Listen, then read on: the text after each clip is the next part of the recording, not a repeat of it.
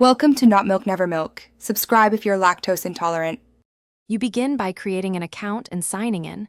Once done, verify your email and enable 2FA if available. Next, choose a template or start from blank because templates speed up direction. Now write your first prompt. State the goal, give context, and add one example output. Keep prompts concise but specific, and tell Hyperwrite the tone and length you want. By setting these elements up immediately, you save revision time and guide the AI toward useful first drafts. Once you have a draft, refine it using iterative controls and edit modes. You can rewrite sentences, expand paragraphs, or summarize long passages. Use those commands deliberately. Also adjust temperature and creativity settings to balance originality versus accuracy, and set a target length.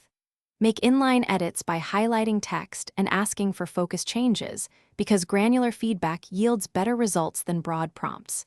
As you iterate, keep examples that worked and repeat successful phrases. To finish, export the final copy to the format you need, and then run a final quality pass for grammar, facts, and style consistency.